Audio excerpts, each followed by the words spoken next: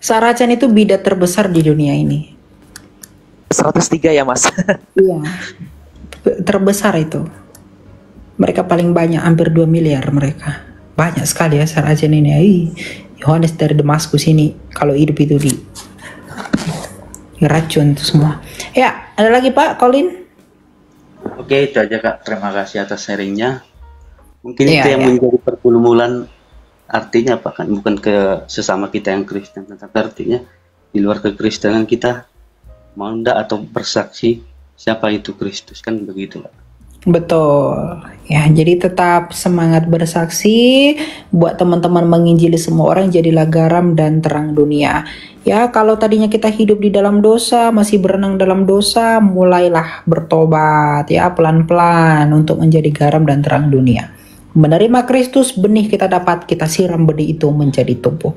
Sampai kita pede mengatakan, aku telah menyelesaikan pertandingan dengan baik. Gitu ya Pak ya, terima kasih. Tuhan berkati. Ya, ya silakan Bang Zika. Oke, shalom Kak Elia. Ya, assalamualaikum. Silakan. Shalom. Silakan Pak. Iya, ada satu ayat firman Tuhan yang memang sangat membingungkan saya juga sih, mungkin karena keterbatasan dalam hal berpikir lah, begitulah ya. Ya. Di dalam Keluaran pasal 7 ayat yang pertama, karena saya melihat perdebatan-perdebatan yang tidak pernah. Keluaran berapa? Keluaran 7 ayat 1. Karena saya melihat di perdebatan, boleh saya artikan ya, apologetik ya gitu ya. Kristen dan apologetik. Islam selalu memperdebatkan tentang Tuhan ya.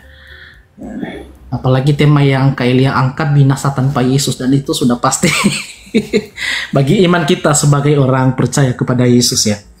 Mereka itu selalu mempertanyakan dan memperdebatkan tentang Musa. Ketuhanan Yesus ya. Ketuhanan Yesus ya. Mereka menganggap begini, karena mereka bilang masa sih manusia itu dituhankan, kan begitu. Jadi mereka mencocokkan dengan mencopot ayat Alkitab di dalam Keluaran ini, karena di situ dijelaskan firman Tuhan bahwa aku akan mengangkat engkau sebagai Allah bagi Firaun. Jadi mereka menafsirkan Musa itu dijadikan sebagai Allah bagi Firaun. Kalau saya memahami di dalam konteks ini kan itu Musa diutus untuk bagi Firaun untuk membebaskan bangsa Israel dari perbudakan Mesir. Dalam arti Allah dijadikan, maksudnya Musa itu dijadikan dalam arti adalah untuk menyatakan kemahakuasaan Allah di tengah-tengah Mesir, supaya bangsa Israel dibebaskan oleh atas kepemimpinan Raja Firaun. Seperti itu pemahaman saya. Jadi bagaimana menurut Kak Elia dalam pandangan hal seperti ini? Karena kenapa orang tidak akan percaya bahwa Yesus itu adalah Tuhan? Begitu. Yang mereka percaya itu adalah ya Yesus itu adalah manusia, bukan Tuhan. Musa aja bisa dijadikan Allah, kan begitu, dia kan manusia. Ya itulah. Kalau Oto, kalau orang Batak itu bilang ke Oto itu begitu. Ya. Coba kita lihat Keluaran 7 ayat 1. Berfirmanlah Tuhan kepada Musa, lihat, aku mengangkat engkau sebagai Allah bagi Firaun. And the Lord said unto Moses, see, I have made thee a God to Pharaoh. Ya.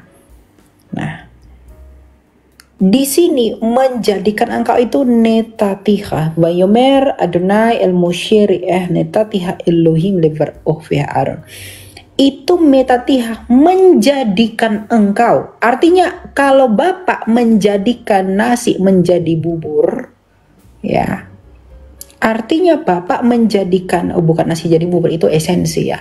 Bapak menjadikan gubernur jadi presiden, artinya dia tidak lagi gubernur tapi sudah menjadi presiden. Artinya itu mengenai jabatan dan perannya dia. Menjadikan engkau berarti membuat dia seperti sebelumnya dia. Nah, kalau menjadikan Musa sebagai Allah, berarti Musa itu bukan Allah, maka dijadikan Allah. Yesus itu kan Allah. Ada nggak ayat Alkitab yang berkata Yesus dijadikan Allah? Tidak ada, karena dia adalah Allah. Logikanya di situ aja. Jadi Musa aja dijadikan Allah. Di mana Yesus dijadikan sebagai Tuhan? Di mana dia dijadikan sebagai Allah? Tidak ada. Karena memang dia sejatinya adalah Allah. Yang walaupun dalam rupa Allah, Filipi 2, tidak menganggap kesetaraan dengan Allah. Musa ini justru betul menjadikan engkau sebagai Allah. Meskipun Allah di sana bukan tentang esensi, tapi tentang gelar. Karena Allah itu bisa gelar, bisa bisa hakikat. Ya, menjadikan engkau Allah artinya pada mulanya dia bukan Allah, baik secara gelar ataupun secara hakikat. Tapi Yesus itu nggak pernah dijadikan untuk sebagai Allah, tidak pernah. Karena memang hakikatnya Kristus itu adalah Allah. Bahkan firman itu telah menjadi manusia. Firman yang hakikatnya adalah Allah itu menambahkan kodrat itu menjadi manusia. Ya, jadi logikanya mereka itu nggak sampai ke situ. Musa aja Allah, dijadikan Allah. Di mana Yesus dijadikan sebagai Allah? Tidak ada. Karena memang dia adalah Allah, hakikatnya dia sejak mulanya adalah Allah. Musa itu bukan Allah hakikatnya. Karena kalau memang Musa adalah Allah, ngapain dijadikan sebagai Allah? Tidak main logikanya kan? Begitu. Gampang menjatuhkan seperti itu, gampang sekali. Gitu. Ya, gitu ya Pak ya. Jadi ketika saya memahami kan karena ini kan janji Allah ya bagi bangsa Israel ya, karena janjinya itu kepada Abraham, Isa dan Yakub. Dan hal itu dinyatakan melalui kepemimpinan seorang Musa untuk menyatakan diri Allah yang sesungguhnya kepada Firaun ya, seperti itu ya. Walaupun kan di dalam hal ini kan untuk menyatakan dirinya kan dalam arti walaupun tidak secara pribadinya ya, tapi maksud saya dalam pemahaman saya adalah otoritas Allah itu. Itulah otoritasnya itu, terus tanda-tanda yang diperbuat di dalam pembebasan bangsa Israel. Betul. Gitu. Jadi bukan Musa itu secara hakikat transubstansiasi ya Timothy ya, yang manusia menjadi Allah, bukan. Iya. Transfigurasi. Oh ya, transubstansi. Oke. Transubstansiasi dong, transfigurasi kan bertemu. Gitu ya. Bukan berarti dia jadi Allah dalam pengertian hakikatnya jadi Allah. Bukan gitu ya Pak ya? Ya. Oke, siap. Mengerti sekarang. Oke, makasih Kak Elia. Iya, thank you. God bless ya. Blessings Selamat in berkati. Christ. Yo. Katanya Yesus diangkat jadi Tuhan.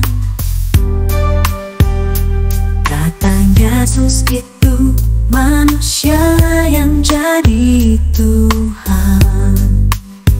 Padahal Yesuslah Allah, karena Yesus firman-Nya Allah.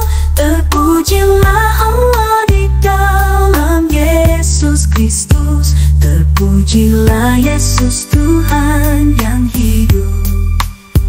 Kasih-Nya nyata aku rasakan, damai sejahtera aku rasakan.